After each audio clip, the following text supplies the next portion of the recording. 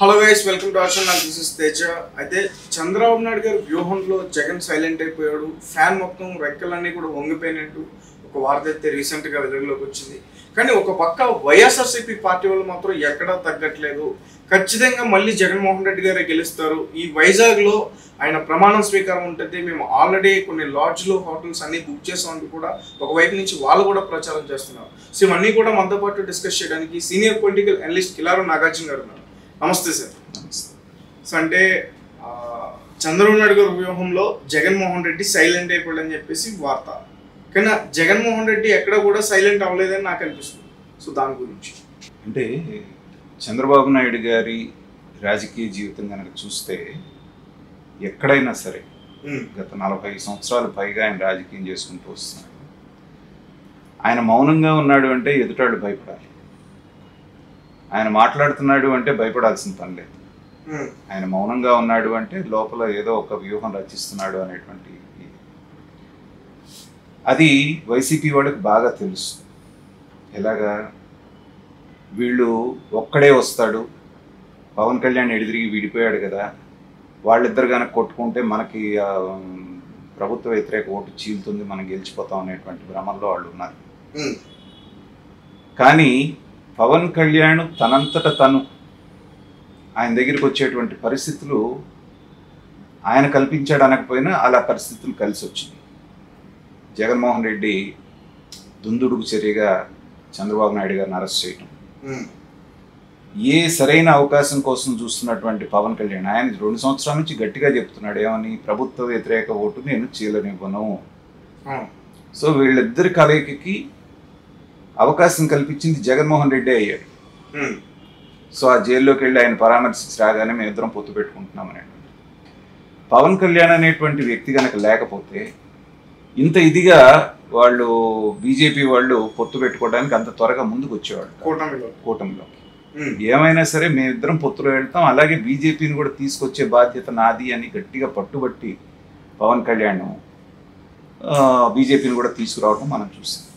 కాబట్టి చంద్రబాబు నాయుడు అనే వ్యక్తి నాకు పొత్తు కావాలి అనేటువంటి అడగకుండానే, నోరు తెరవకుండానే ఎలాగ కూటమి అనేటువంటిది ఆ కూటమి కట్టారనేది మనం చూస్తాం. అది చంద్రబాబు నాయుడు గారికి ఉన్నటువంటి ఎక్స్పీరియన్స్, చంద్రబాబు నాయుడు గారికి ఉన్నటువంటి రాజకీయ చతురత. మిగతా వాళ్ళు ఏం చేశారు, వాళ్ళు ఎక్కువ చేశారు. వైఎస్ఆర్సీపీ వాళ్ళు వీళ్ళు వల్ల కాదు, వీళ్ళు అసలు కూటమి కట్టరు ముందన్నారు.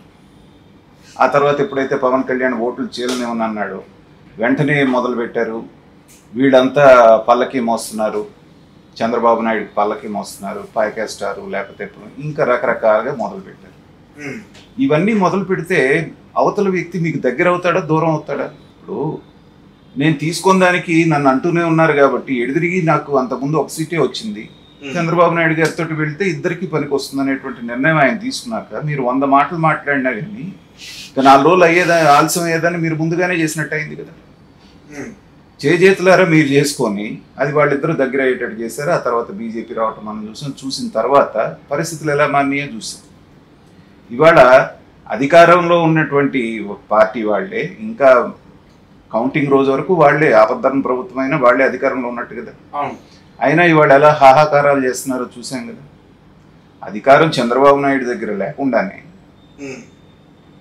అధికారంలో ఉన్నటువంటి మంత్రులు, ఎమ్మెల్యేలు అందరూ కూడా ప్రతిపక్షంలో ఉన్నట్టు మాట్లాడేటువంటి పరిస్థితిని కల్పించాడు అంటే చంద్రబాబు నాయుడు గారి తెలివితేటలు ఎలాంటివి అర్థమవుతాం. పైగా ఆయన ఒక మాట అనకుండానే అన్ని మాటలు వైఎస్ఆర్సీపీ వాళ్ళతోనే అనిపించాడు. ఏమని, చంద్రబాబు నాయుడు గారు కేంద్రాన్ని మేనేజ్ చేస్తున్నాడు, బీజేపీని మేనేజ్ చేశాడు, పవన్ కళ్యాణ్ని మేనేజ్ చేశాడు, వాళ్ళ చెల్లెల్ని మేనేజ్ చేశారు, కుటుంబాన్ని విడగొట్టారు, మిగతా వాళ్ళందరినీ ఆయన పక్కకు తీసుకెళ్ళాడు.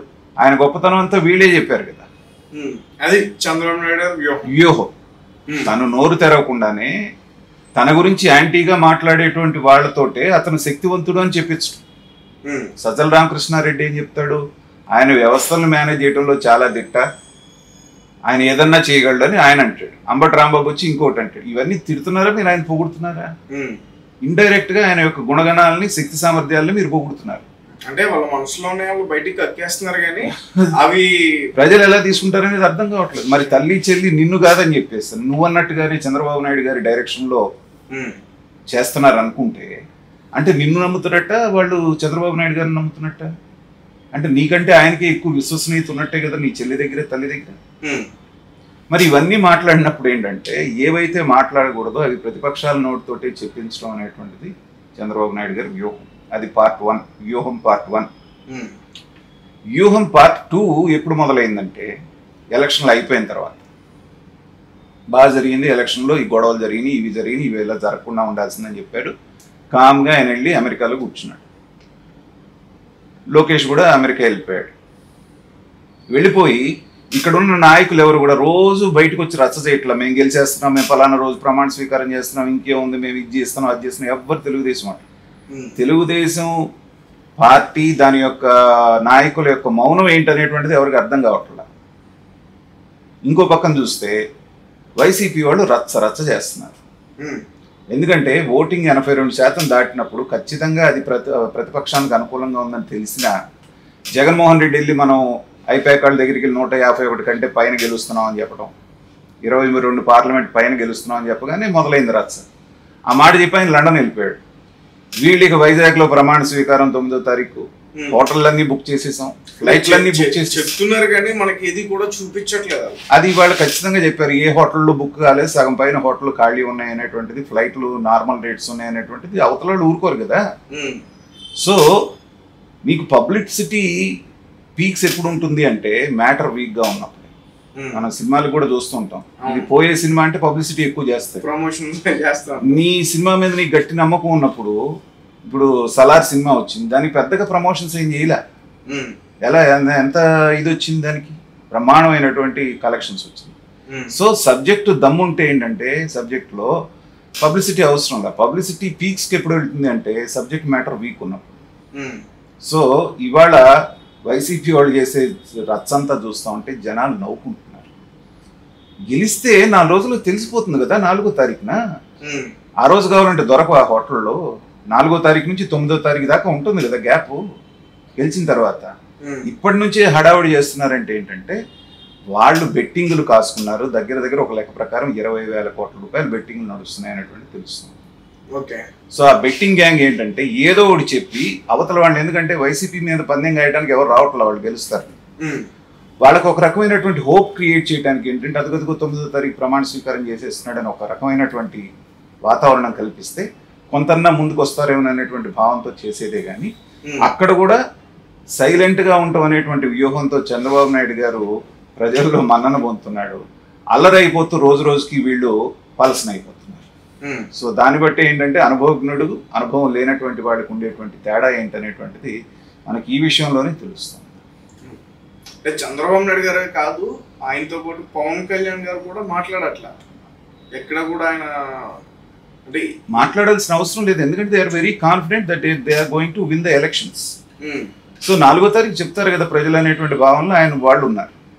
సో నిజంగా కూడా అవ్వాల్సింది ఏంటంటే మీరు శాయశక్తిలో ప్రయత్నం చేశారు, ఫైట్ చేశారు.